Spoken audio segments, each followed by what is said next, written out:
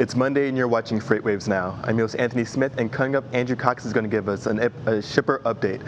But first, we're going to go to Zach Strickland with Carrier Update, brought to you by PowerFleet. Stay tuned.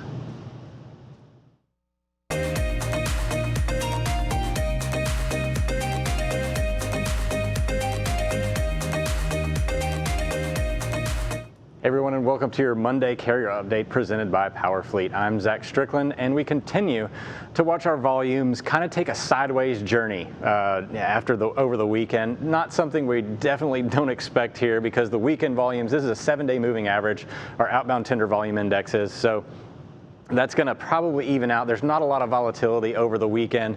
We do take some intermittent. You see some of these little notches in the volume index as it's increasing. Those were weekends. So what is interesting about this one, however, though, is that it is a directly horizontal line, moving from Friday to Sunday, for instance. So volumes did not decline. It's showing a little bit of stability, which is something we definitely expect moving forward. We don't think that it's going to be quite as precipitous of a fall as we would have seen, on the increase. So tender rejection rates here in the green. Those do fall off a little bit here. Not a dramatic drop, however, because it is going to take a lot of time for carriers to get back in position. This isn't going to change overnight. We're still seeing rejection rates up around 19% right now, so that is relatively high. One of the highest values probably since September 2018 would be the last time we were in that range. Looking at the overall market volume situation, so this is the weekly change in outbound tender volumes for all our 135 markets. We can see that our biggest markets, represented up here in the top left, are all red. They're not quite as red in this section here. That means that they're not dropping as quickly. Houston, Indianapolis, Dallas, 3.3, 2.2, 3.8%. But then you have Atlanta market up here with an 8.2% drop. So Atlanta, the biggest market in the United States, so that percentage means a lot more in terms of absolute volume. As these bigger markets do come under a little bit more control and stabilize, that's definitely going to have a stabilizing impact to capacity in the United States. So these are going to be very important to watch here over the next several weeks as these markets start to have declining volumes. That should have also the same effect on tender rejection eventually, though not as proportionally. So Denver market, this has been one of the more interesting markets over the last several months, with volumes increasing throughout February prior to the COVID-19 outbreak, showing another increase week over week. So Denver's become quite an interesting market. Normally not an area that carriers like to go into.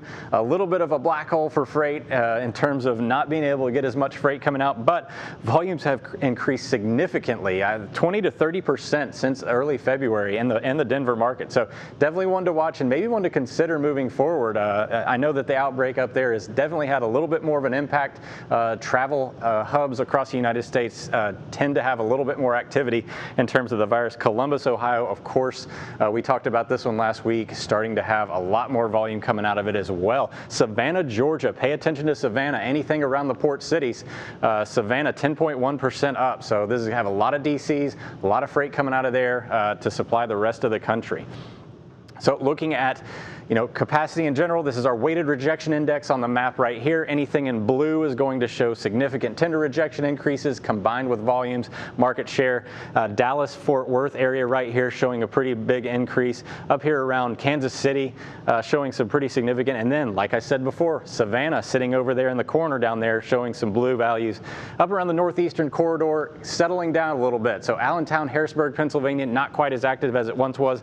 But Ontario, California, again, another port city, a lot of DC concentration in this market right here, showing some darker blues.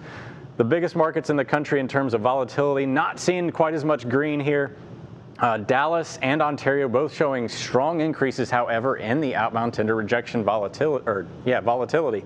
So looking at the Ontario market itself, these are the volumes in the blue line right here. And then that orange line right there is going to be your tender rejection increase. So tender rejections are going up, volumes are coming down. So it's not necessarily a strong volume signal coming out of the Ontario market, the nation's second largest market, or third largest market now, I should say. It is the tender rejections going up. So definitely pay more attention to the Ontario market in terms of capacity, but it's probably not going to be sustainable. That'll do it for today's Carrier Update. The comprehensive logistics offerings from PowerFleet cover in-cab ELD, fleet management, trailer tracking, cargo monitoring, and tracking other assets such as chassis and intermodal containers. Power up your operations with PowerFleet.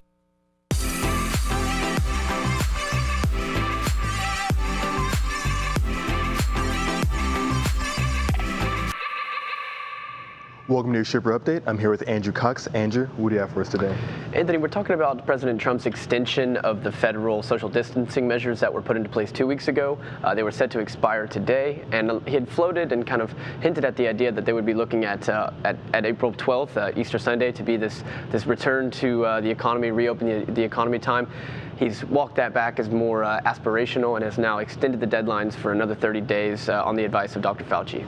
Got you, and a lot of that's coming through, I'm guessing, more cases of the corona not quite being contained just yet. Correct. They haven't flattened the curve to an extent they feel comfortable to allow people to go back to work in 2 weeks or to reopen the economy. So the impact of freight is going to be significant. I think it was an expected extension, but it is considerable. Thinking about think about retailers and restaurateurs that were expected that in the back of their mind they had the thought that they could open up in 2 weeks. They were looking to place orders, to have food placed, to have food ready. That's no longer happening. Those are going to be extended for another 2 weeks. So we are expecting this decline in volumes here in the next couple of weeks, and like Zach just said, we have kind of gone horizontal in part due to the weekend, but now with this extension I kind of see a lot of this decrease in volumes coming sooner rather than later. Right, so right now it's a lot of wait and see, and really a lot of developments coming around with the coronavirus and really containing that. One of the other areas is that this is not hitting the country proportionally, right? There's a lot of different variances throughout different regions. For example, New York, Detroit, Florida, not getting hit a lot harder than a lot of other areas. Yeah, that's exactly right. There is certain hotspots, so to say, or areas that are further along in their coronavirus containment story. It's not. I don't think it's so much that you have to worry about where it's worse, but rather who's further ahead. And New York and Florida and Louisiana are definitely further ahead. I think one of the impacts, the biggest impact, at least on a volume, on a mode, by mode, for this extension of the social distancing measures is for flatbed and for the manufacturing and industrial production side of things. I think this is just a further dampening on that. We're going to have some reefer and some dry van loads they'll have enough volume to push through.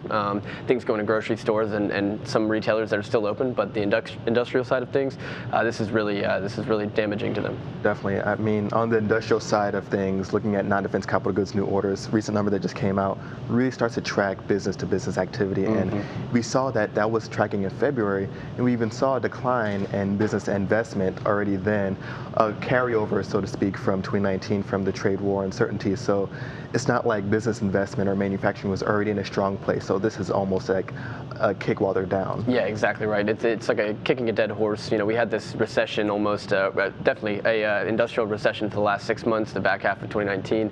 This is just right when everybody was kind of expecting a band up, almost a second half recovery for industrial production. This just hits us right at a bad time. Right, and you said outlook for reefer a little bit more sustainable? Yeah, the outlook for reefer and for dry van loads is a little bit better. We talked about last week that 40% of freight we believe is completely safe from recessionary and lockdown risk, and that's consumer packaged goods, food, and medical supplies, and much of that is reefer. Awesome, Andrew. Thank you so much. Appreciate the insights. Welcome, sir. And thank you so much for tuning in. That's going to do it for the Shipper Update and this Monday edition of FreightWaves Now. But the content doesn't stop here.